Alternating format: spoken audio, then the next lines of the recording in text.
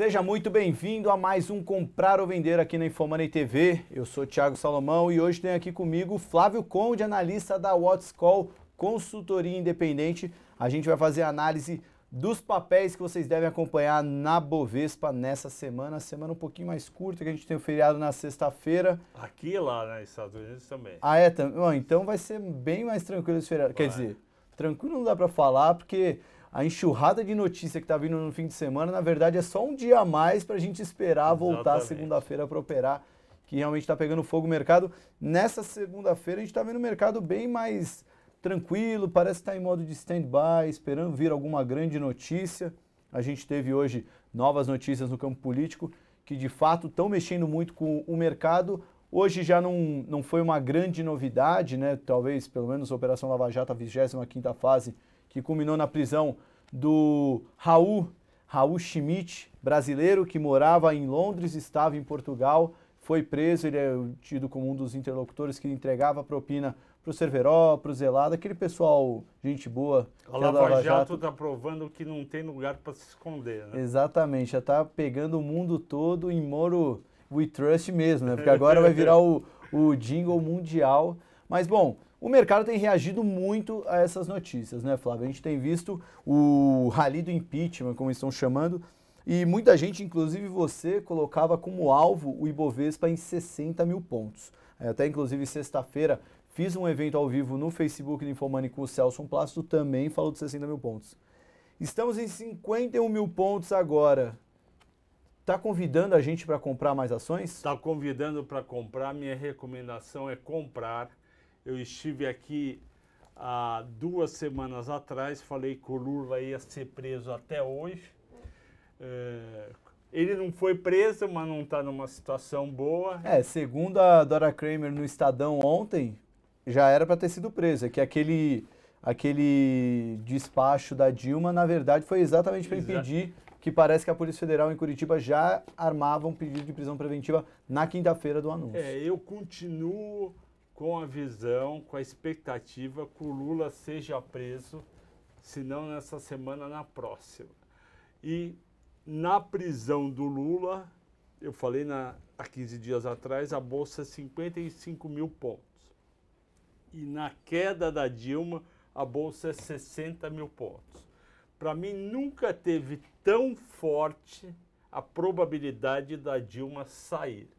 Inclusive, para quem tem dúvidas como será o dia seguinte, hoje no Estadão, na capa, o Serra tem uma entrevista, ele já diz como vai ser, como se realmente ele fosse o ministro-chefe do governo. A matéria do Serra falando de um novo pacto com o Temer, né? Meio que falando, o Temer não vai assumir sozinho, vai juntar com a oposição e fazer um governo aliado, né? Exatamente. Isso já estava no meu radar, ou seja, Temer assume, procura o PSDB e todos os partidos que ex-PT, ex-PSOL, ex-Rede.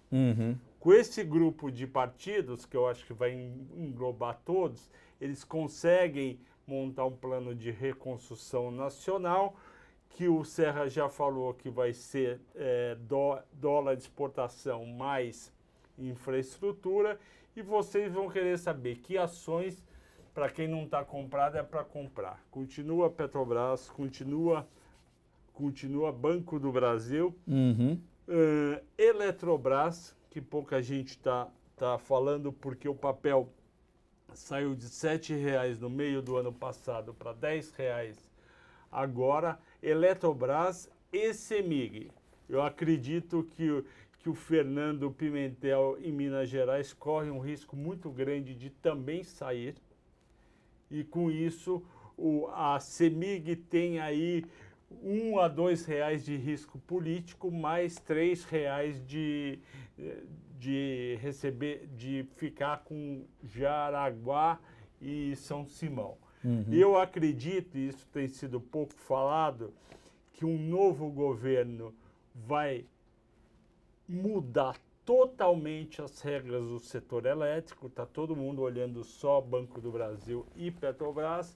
A novidade para mim, vocês tiveram na semana passada um excelente programa com o Marco Severini, que entende muito do setor. e ele deu a visão de como está hoje. A minha visão, um pouco mais lá na frente, complementa dele, a minha visão é o seguinte: o setor elétrico é um dos setores, se não o setor mais bagunçado pela atual presidente Dilma, e quem entrar tem que mudar as regras. Foi um absurdo a MP 579 que falou, olha, está terminando a concessão, ou você paga bilhões ou você devolve. E quem seriam as mais favorecidas? CEMIG e CESP. Então, se vocês querem duas ações, para quem escreve aí nos comentários, lá vem o Flávio, lá vem as mesmas ações de sempre, Vale, Petro, Siderúrgica, eu estou vindo com novas ações. Vocês querem dois papéis para um novo governo e para um governo que olha o setor siderúrgico que está bagunçado, CEMIG e CESP, porque o dia que cair essa regra esdrúxula essa regra esdrúxula e injusta economicamente, porque você monta uma usina por 30 anos, quando você já amortizou todo o investimento, vai ganhar dinheiro, e o que a Dilma esqueceu, vai pegar o dinheiro que está ganhando, e esse dinheiro não é só para distribuir dividendos, também é para novos investimentos que o país precisa, e as pessoas precisam, você vai lá e fala, não, agora você tem que pagar uma nova concessão. Não dá. Então, estou dando duas ações fora do radar completamente, CEMIG e CESP. Legal. Então, é aquele kit eleições, né? Petrobras, Banco do Brasil, Eletrobras, e duas do setor elétrico, CEMIG e CESP. Só antes de complementar com mais uma pergunta, vieram dois comentários aqui, produção do volume do Flávio está meio baixo, não sei se procede a reclamação, mas, bom, a gente vai levando aqui o programa, a produção já responde aí. Enquanto isso, eu ia falar de mais uma ação que muito analista está colocando na carteira impeachment, que é uma ação que acaba ganhando de todos os lados, que é a BMF-Bovespa. A BMF-Bovespa é uma empresa que tem uma situação de caixa bem mais confortável do que CEMIG, Petrobras, Banco do Brasil. É um monopólio no mercado brasileiro, ela praticamente nada de braçada no mercado de renda variável. No mercado de renda fixa tem a CETIP que vai aos poucos concorrendo em algumas áreas, mas em algumas outras são complementares. E, querendo ou não, o volume negociado na Bolsa, assim como a audiência do noticiário político, a preocupação das pessoas em buscarem novidades e o volume negociado na Bolsa vem crescendo muito. A gente está vendo uma média de 10 bilhões por dia nesse mês de março, para uma empresa que trabalhava com uma média de 5, 6 bilhões por dia. É uma boa pedida para uma carteira impeachment? Eu acho uma boa pedida, uma boa recomendação dos analistas, porém é uma pedida mais volátil e menos perene no sentido de longo prazo, do que as outras que a gente fala. Porque, digamos que seria a opção mais especulativa no sentido, dar uma grande porrada, porque o volume vai para 10, 11, 12 bi, depois o volume acalma, estaciona em 8 bi, o papel volta. Eu gosto, e ela tem a grande vantagem de estar se juntando à CETIP, né? Então, eu concordo com os analistas, é uma boa hipótese. Essa junção com a CETIP subiu no telhado, né? Porque agora anunciaram os R$41, a CETIP não gostou muito. Até o motivo pelo qual alguns analistas recomendaram trocar a CETIP por BMF-Bovespa, porque talvez não iria rolar a fusão, ia ser até um desembolso de caixa menor para a BMF-Bovespa. Agora, eu ia pegar algum pedido que... chegou um pedido aqui sobre o setor elétrico. Você falou de CEMIG e CESP. Eu ia pegar o programa da semana passada, vou deixar o link aqui, que o Severini deu uma bela aula do setor elétrico.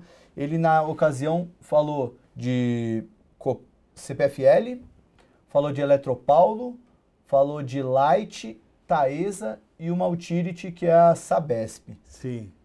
Você falou das duas, CEMIG e CESP, e perguntaram aqui de Eletropaulo. Você gosta de... ele também falou a Lupar, que até comentaram aqui, eu lembrei da Lupar, não era Light, Não, ele falou um pouco de Light. Ele falou Light, Copel, Alupar e Taesa.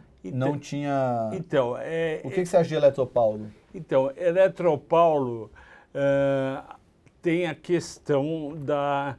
O problema das distribuidoras, na minha opinião, que não tem o mesmo nível de conhecimento do Severini, é que a demanda está baixa do setor e tem distribuidora já pré-contratada.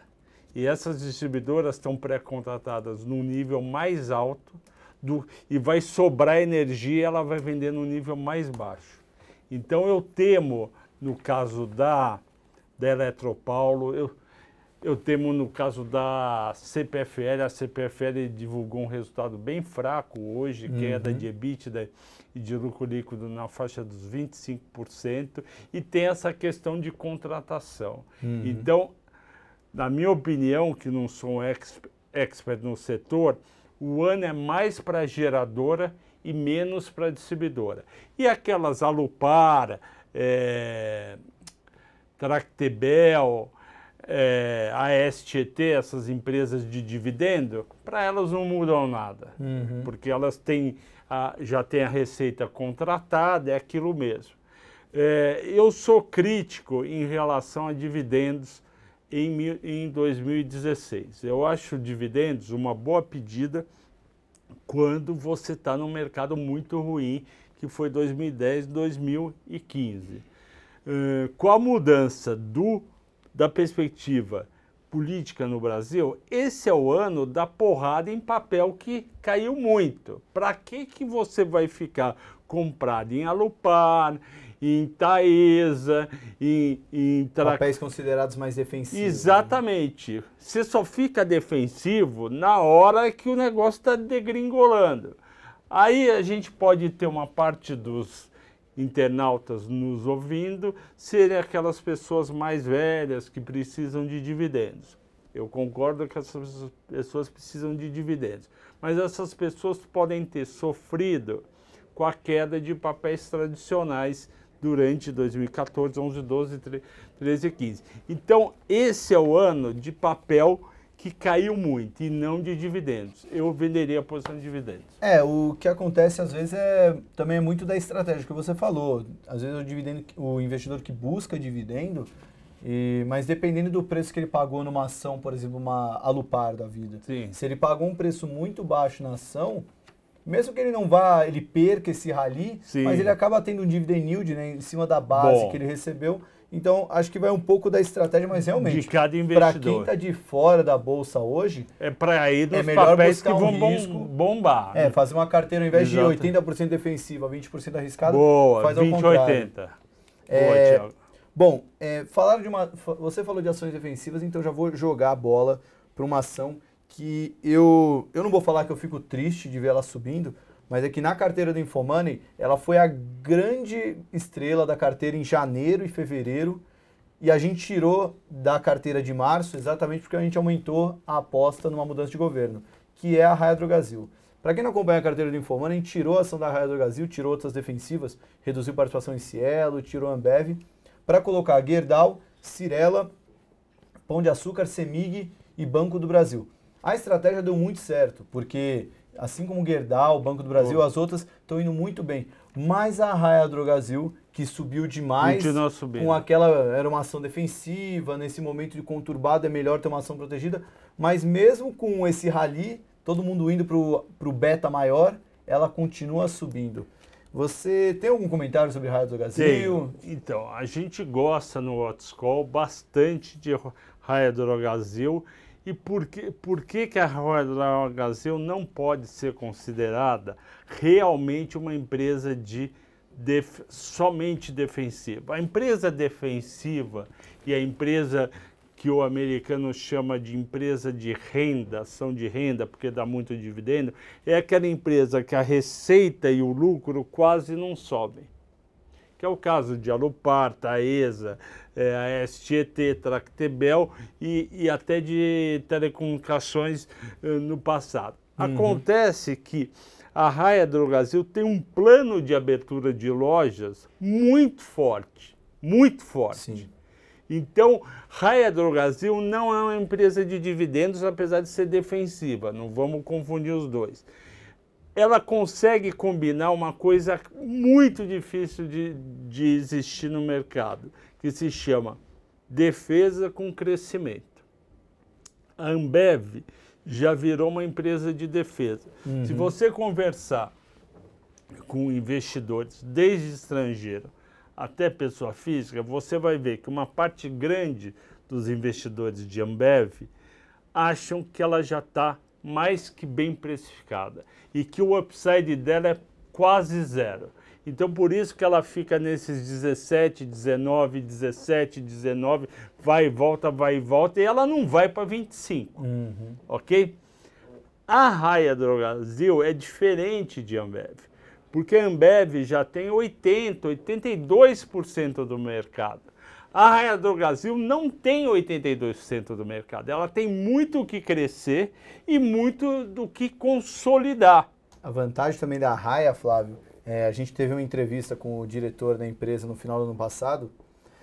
Eles são uma empresa muito bem estruturada, financeiramente falando, uma posição de caixa muito saudável que propicia esse plano agressivo de crescimento. É um setor que dá lucro, não importa a crise, Sim. Você vai ter que fazer compras na farmácia. Se você ficar doente, você vai ter que ir na farmácia. É uma ação que vai em linha com uma mudança até de, se você pensar num call mais longo, uma mudança estrutural a população cada vez mais envelhecendo cada vez mais, a população mais velha do Brasil sendo cada vez maior. Então ela acaba se beneficiando de todo esse cenário e tem um ponto interessante que a Ambev não tem, que é a Raia Drogasil se beneficia pela fragilidade dos competidores. Você pega os competidores da Raia Drogasil, todos têm sérios problemas financeiros, Sim. até os que têm ações na bolsa, né? Você pega Sim. a Brasil Pharma, que não é exatamente o mesmo case de Raia Drogasil, mas é uma ação que sofreu horrores. Né? Tanto é que a turma, eu desconfio que a turma de fusão e aquisição da droga da Raia Drogasil está estudando algumas redes da BR Pharma. Então, é aquilo que eu falei, o principal é os 80% da Ambev contra uns 20% da Raia Drogasil. Então, ela é crescimento com PL alto. E eu justifico o PL alto e EBITDA alto da Raia Drogasil porque as pessoas estão vendo o lucro lá na frente. É diferente de Ambev. Então, minha recomendação, manter Raia Drogasil. Inclusive, se a gente terminar o mês do jeito que está agora, a gente está tendo ganho de mais de 40% com o Banco do Brasil, Gerdau. Provavelmente, alguma dessas deve deixar a carteira, pelo menos uma parte, para ter de volta a Raia Drogasil, que é muito bom ver a ação não parar de subir, mas agora é ruim porque está fora da carteira da Infomoney. Mas é um papel que andou bastante. Flávio, fizeram uma pergunta que vai na sua praia, que a gente até comentou antes do programa. Petrobras hoje tem balanço, 6 da tarde vai ter apresentação do resultado. A gente está muito de olho em Petrobras por causa do cenário político e também por causa de petróleo. Mas há alguma coisa no balanço que a gente tem que ficar de olho? Tem. Primeiro eu vou lembrar para todo mundo que a probabilidade da Petrobras decepcionar com más notícias no balanço é enorme. Porque ela tem feito isso, eu até não lembro mais desde quando, mas eu não consigo mais lembrar quando ela surpreendeu positivamente. Ela sempre, desde a época do Gabriel, a surpresa é negativa e o conference call é pior ainda. Se não fosse a parte política, eu estaria falando, venda agora a Petrobras. Mas como à noite, de manhã à tarde, pode sair uma coisa mega positiva para Dilma cair, fica arriscado sair vendendo. Mas você tem, petróleo estava caindo, agora está subindo um pouquinho. Quer dizer, toma cuidado, vamos lá. Mas continue comprado em Petrobras. Mas a chance de dar um estresse é grande. Vamos falar receita, EBITDA, lucro e dívida. A receita deve vir em torno de 84, 85 bi, em linha com o último trimestre. Pontos negativos da receita. Consumo de gasolina e diesel provavelmente caíram, em torno de 5 a 10%, para compensar, teve aumento em setembro do diesel, se não me engano, gasolina 4, diesel 6 ou vice-versa. Então a receita é praticamente igual. O EBITDA, eu estou esperando uma melhora. Foi 15 bilhões e meio no terceiro trimestre. A minha expectativa é em torno de 17 bi e meio. No mercado você tem de 16 a 20 bi. Então está nessa faixa.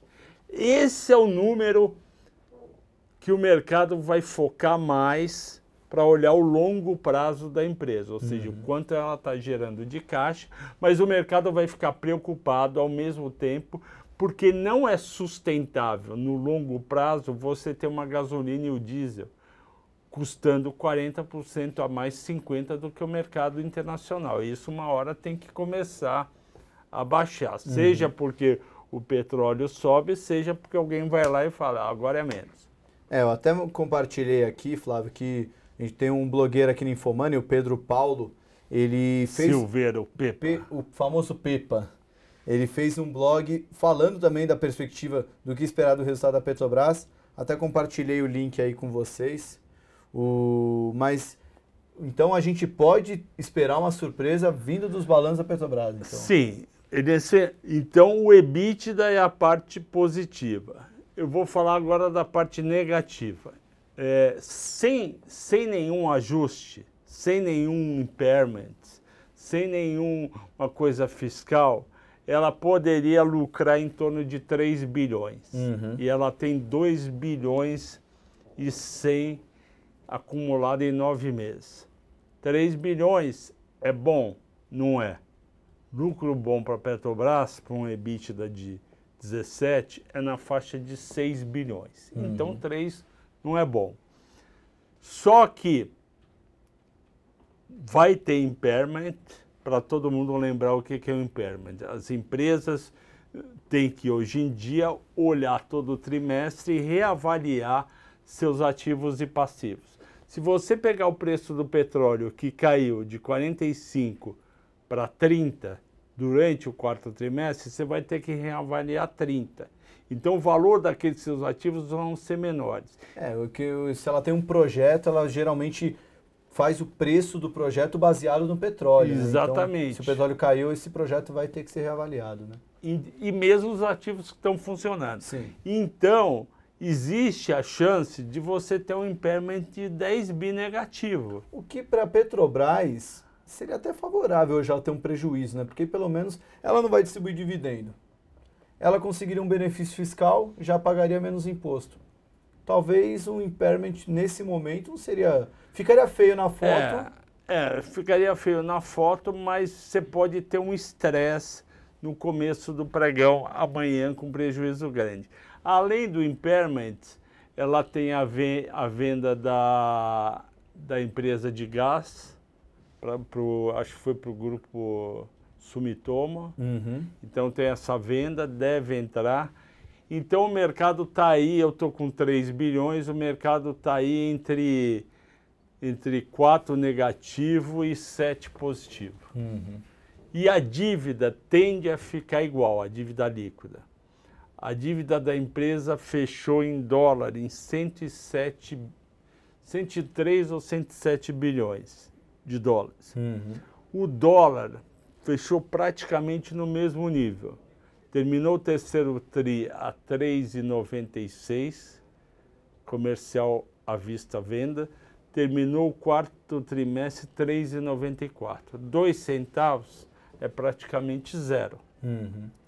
Então, você não vai ter dívida dando uma porrada para cima, como foi no terceiro TRI, nem para baixo. E você vai ter um resultado financeiro que eu chamo mais limpo. Mas, como é Petrobras, as coisas ruins sempre vêm num volume muito maior que a gente espera. Então, hoje, 6h30, 7 horas vai sair o resultado, vocês não vão ver, provavelmente, um número muito animador. Legal. Bom, estão vindo muitas perguntas aqui, mas hoje a gente vai ter que encerrar o programa um pouquinho mais cedo, porque a gente vai ter uma entrada ao vivo com o Wagner Caetano no Facebook da Infomoney. Então, vou responder umas de bate-pronto aqui, Flávio, se você quiser complementar. Perguntaram se poderiam falar do preço da celulose que vai ser divulgado amanhã. Acho que o mais interessante que olhar o preço da celulose é olhar o dólar. Se a gente está com essa tese de que o impeachment vem aí e que a bolsa vai para subir, baixo, o dólar vai cair e o preço de celulose acaba não compensando. E fibra e Klabin Suzano para baixo. Na carteira do Infomoney a gente tem uma ligeira propensão a colocar Embraer, se a gente quiser uma exposição em dólar, que a gente acredita que não deve apanhar tanto quanto o Fibra e Suzano, que aliás até o que a gente viu nesse ano, Fibra e Suzano caindo bastante. Perguntaram de Vale, o que esperar dos números da Vale. Eu acho que Vale... Que números da Vale? Para 2016. A Vale já divulgou. Sim, mas para 2016, eu acho que também fica grande expectativa. Acho que até um relatório do BTG Pactual, que eu estou com um deles em mãos aqui, sobre açúcar e álcool, mas eles falaram de um ponto que pouca gente tem falado, que é o efeito da tragédia em Mariana nos projetos regulatórios, na renovação de projetos no setor de mineração. Eles acreditam que isso é algo que não está sendo não está precificado, eu concordo. E pode atrapalhar um pouquinho mais uma empresa que já sofre com o minério em queda, com a desaceleração da China. Mas como a gente já fala isso desde o final do ano passado, o projeto S11D, quando nascer, quando começar a operar, pode trazer um futuro bom para a Vale. O importante é ela sobreviver a esse pandemônio que está nesse curto prazo, né?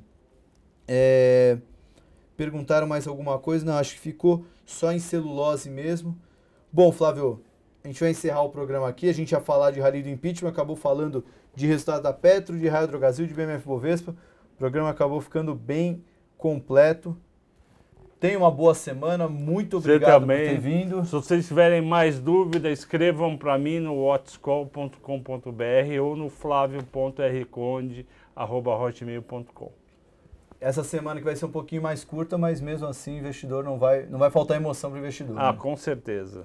Bom, gente, muito obrigado pela audiência. Espero que vocês tenham gostado do programa. E a gente se vê na segunda-feira que vem com mais um Comprar ou Vender.